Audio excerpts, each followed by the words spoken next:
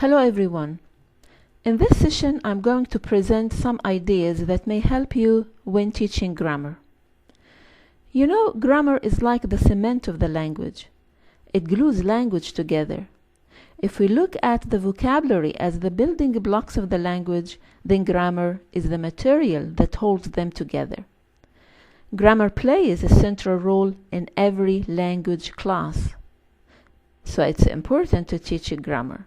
But more important is how to teach it effectively. Tip 1. Avoid discussing aspects of grammar out of context. Students need to experience grammar in action in a context which is meaningful to them. It's the context that gives the language meaning. It allows us to understand how and when grammar is used. It makes the grammar less abstract and gives it meaning. By a context, I mean an article, a story, a dialogue, a reading passage, or even a song. Any context can help you present the grammatical point you desire. I will give you an example. When teaching second conditional, instead of saying that we use second conditional to express unreal situations and we form it by using so-and-so, tell them a story. Make up any story about a poor man. For example, his name is Ali. He dreams of being rich. He dreams of having lots of things. If he was rich, he would buy a car. If he had money, he would live in a big house. Then move to questions. Start asking them, what would you buy if you were rich? And elicit answers from them. Let them ask you the question, what would you buy if you were rich?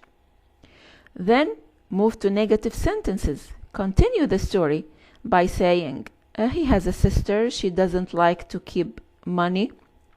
She likes to give it to charity. If she was rich, she wouldn't buy a car. Then write all the sentences on the board and ask the students to repeat after you chorally and individually. Then let them practice in pairs. What would you buy if you were rich? Then ask them to form sentences and questions of their own. As you can see, good examples are much more effective than explanations without context. Tip 2. Give students time to discover grammar for themselves. Encourage students to notice things about the language. So, after they have interacted with the text in some way and explored the meaning, we can focus on a part of a text and ask them questions which get them thinking about the language.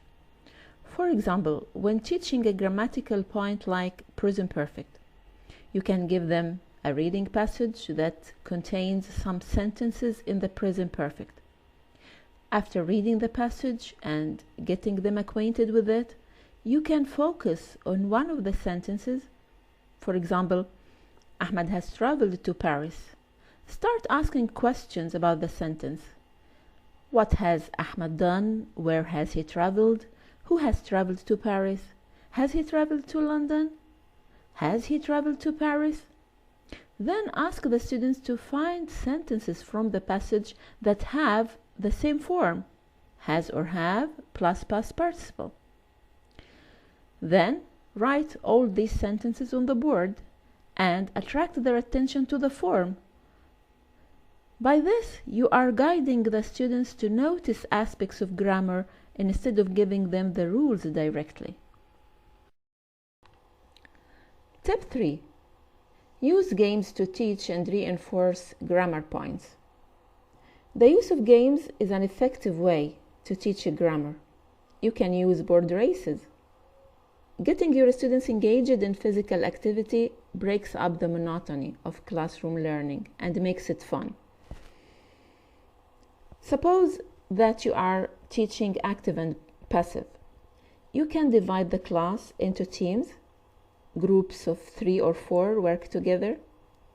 Give each group a sentence strip on which you have written a sentence in active voice. The students work together to change it to passive.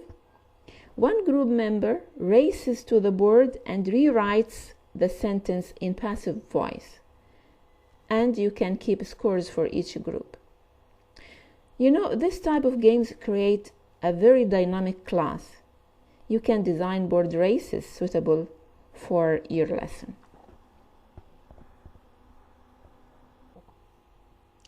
Tip 4.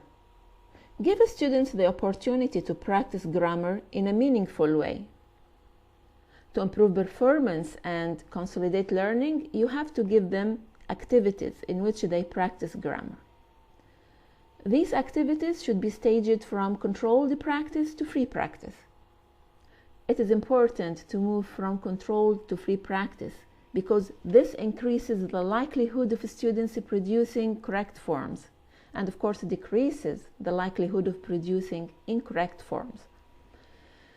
Another idea related to practice is that when students are doing grammar exercises, it's useful for them to do these exercises in pairs or groups. Sometimes the students are better at helping their classmates understand than we are. Tip 5. Avoid rule-giving teaching. If you give your students some rules to memorize, they may have good grades in exams. But when they are asked to apply the grammar items in real-life situations, they face problems. We as language teachers are often frustrated by the disconnect the students have between knowing the rules of grammar and being able to use them. So remember that knowing a lot of grammar rules is not the point.